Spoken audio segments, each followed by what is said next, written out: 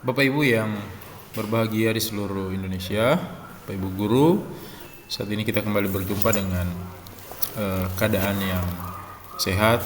Doa saya semua ada dalam keadaan tubuh yang diberkati oleh Tuhan, dan biar kiranya setiap apa yang menjadi tugas pekerjaan kita selaku guru itu ada dalam pertolongan Tuhan. Nah, Bapak Ibu yang berbahagia, saat ini kembali saya akan membahas tentang platform Merdeka Mengajar.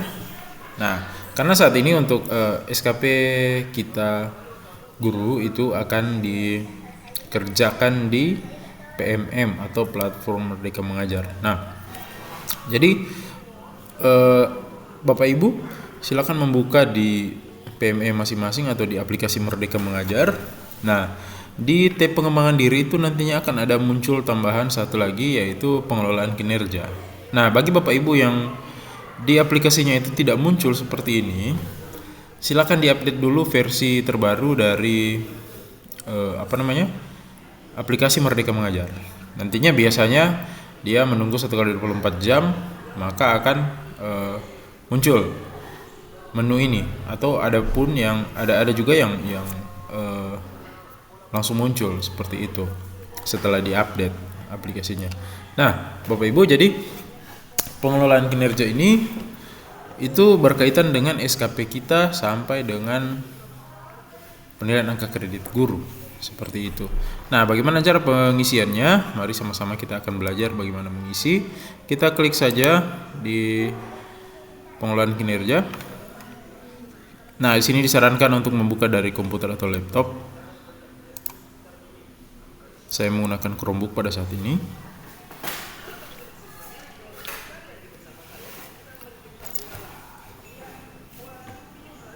Ya, kita tunggu sejenak sampai tampilannya muncul.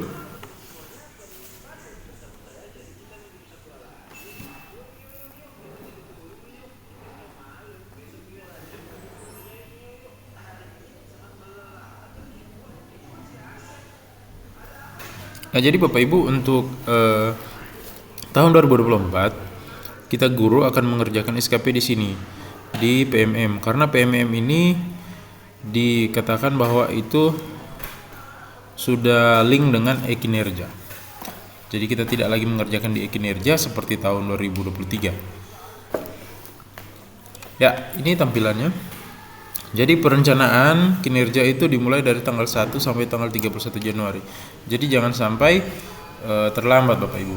Jadi yang harus kita isi adalah komponen-komponen ini. Jadi ada praktik pembelajaran, pengembangan kompetensi, tugas tambahan Bapak Ibu, dan perilaku kerja. Nah, untuk memulainya kita klik di sini, mulai. Nah, pada awalnya ini akan muncul tampilan cek data diri Anda. Kebetulan saya di sini menggunakan akun dari teman saya. Kalau sudah sesuai, ini sudah diperiksa, silakan di klik data sudah sesuai. Kalau data sudah benar, sekali lagi ini harus diperiksa dengan benar ya Bapak Ibu, karena ini hanya ada satu kali bisa diedit saja. Karena data sudah benar, saya klik data sudah benar. Setelah itu ada pilihan lagi, data sudah sesuai.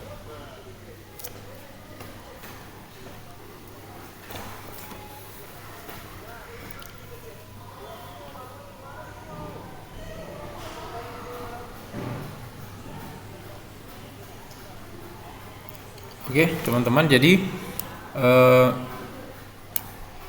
di sini ada beberapa indikator yang menjadi fokus peningkatan kinerja Anda, kinerja dari Bapak Ibu. Jadi ini ada 1, 2, 3, 4, 5 sampai rangkuman ya. Kemudian di sini ada yang diprioritaskan atau direkomendasikan oleh PMM. Nah, di sini memang ada banyak, ada penerapan disiplin positif dan lain sebagainya.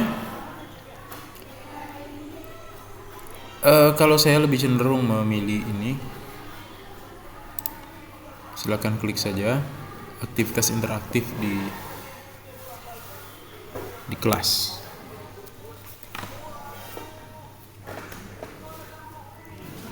Oke, kalau Anda sudah memilih, klik di bawah ini ke pengembangan kompetensi. Oke, jadi di pengembangan kompetensi di sini sekali lagi sini ada tulisan total poin. Jadi karena kita masih belum membuat rencana hasil kerja, jadi poinnya masih 0. Minimal dalam satu semester itu adalah 32 poin. Jadi minimal sekali lagi adalah 32 poin. Jadi harus memang dihitung baik-baik Bapak Ibu. Oke, rencana hasil kerja yang pertama saya sudah mencatat di handphone saya. Sebentar Bapak Ibu.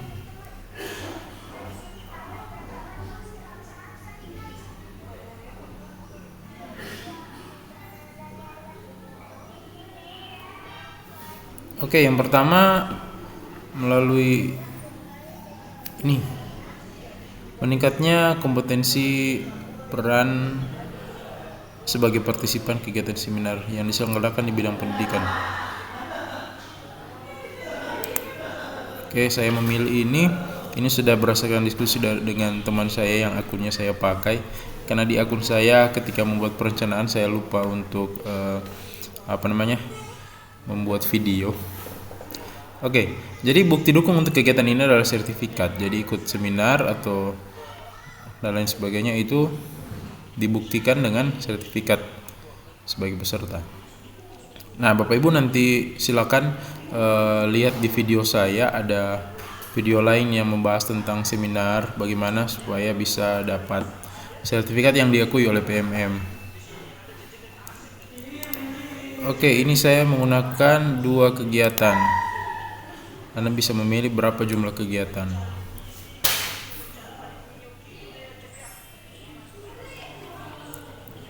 Oke, sudah ada 2 kegiatan, berarti ini ada 8 poin dikalikan dengan 4.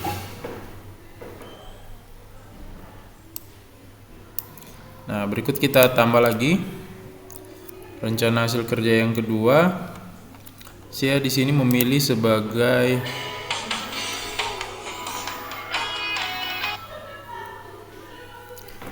halo Man. Ya, siang. Sama pergi. Iya. Iya.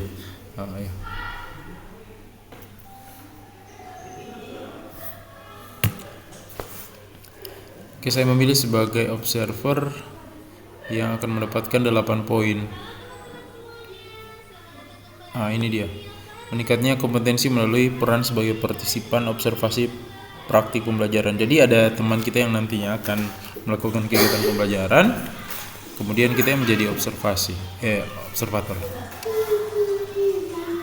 Oke, kita pilih ini dan saya merencanakan itu untuk 3 kegiatan.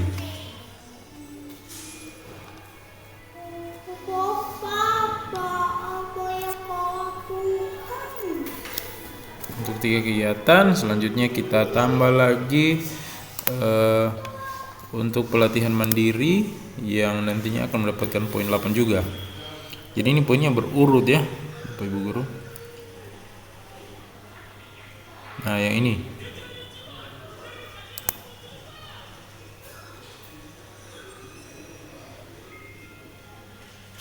Poin 8. Nah, catatan satu pelatihan beserta aksi nyata setelah 8 poin. Jadi kita akan membuat ini sebenarnya sih sudah lebih dari 32, tetapi saya menyertakan ini kalau memang aksi nyata ini bisa dilakukan ya dilakukan. Seperti itu, teman-teman.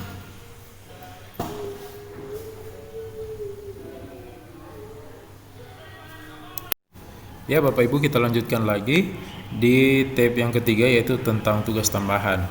Nah, jadi tugas tambahan sini sifatnya opsional. Jadi kalau memang ada ya dimasukkan, kalau memang tidak ada ya tidak dibuat mengada-ada, seperti itu ya. Jadi semua berdasarkan pada SK pembagian tugas yang dikeluarkan oleh kepala sekolah. Nah, adapun tugas tambahan ini yang bisa kita masukkan di sini, misalnya mulai dari wakil kepala sekolah, kemudian kepala-kepala ruangan, meliputi misalnya bengkel, laboratorium, perpustakaan, unit produksi dan lain sebagainya. Kemudian bisa juga sebagai kepala program keahlian. Selanjutnya bisa sebagai wali kelas, juga bisa masuk di tugas tambahan. Dan juga yang hampir semua guru melakukannya yaitu tugas piket. Mungkin kalau di sekolah yang jumlah gurunya memungkinkan untuk tidak diberikan kepada pimpinan sekolah, berarti kemungkinan besar pimpinan sekolah itu tidak ada piket ya, hanya sebagian guru saja. Oke, karena teman saya ini beliau adalah wakil kepala sekolah, jadi saya pilih yang paling atas itu sebagai wakil kepala satuan pendidikan. Nah, jadi bukti dukungnya adalah laporan sertai tugas sertai SK pembagian tugas ini beserta dengan laporan. Jadi ada dua bukti dukungnya, ada dua, yaitu SK pembagian tugas dan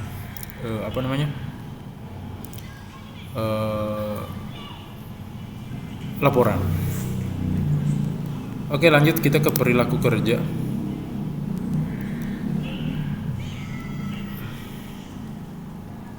Nah, ini dia.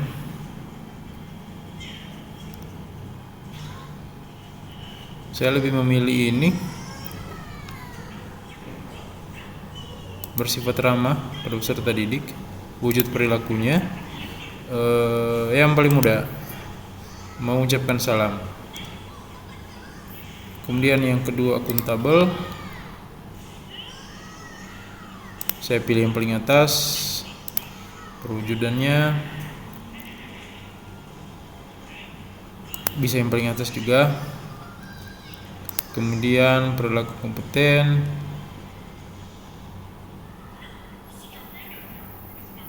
Kita pilih yang paling atas, bisa juga. Kita lihat, pilih menunjukkan kompetensi dalam bekerja, menjadi teladan bagi rekan sejawat, yang cocok untuk yang pimpinan sekolah.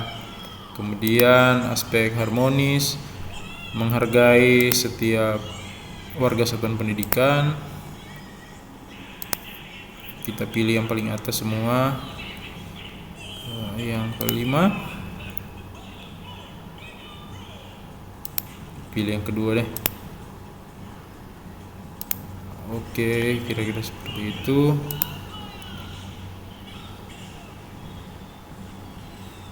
Adaptif.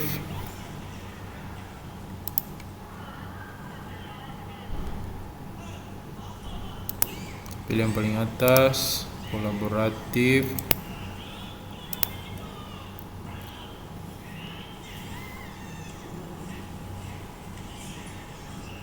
Oke, kita pilih yang paling atas juga. Pendapat dan saran. Oke, kalau sudah, kita ke persetujuan. Ini kita dapat rangkuman hasil kerja RHK yang akan kita ajukan ke kepala sekolah. Kalau memang sudah, maka kita lanjut ajukan. Ajukan ke atasan. Pertanyaannya seperti itu. Jadi kita langsung ajukan. Oke, demikian teman-teman. Hanya mudah saja untuk membuat perencanaan, tetapi pastikan bahwa semua yang kita rencanakan itu bisa kita selesaikan dalam waktu 1 semester. Ya, jadi yang perlu diingat adalah bukti dukung apa yang kita butuhkan untuk setiap rencana yang sudah kita buat. Jadi memang harus dilakukan dengan cermat supaya tidak menyusahkan Bapak Ibu untuk memenuhi bukti dukungnya, untuk mencari bukti dukungnya. Oke, demikian Bapak Ibu, kiranya bisa dipahami, bisa dilakukan.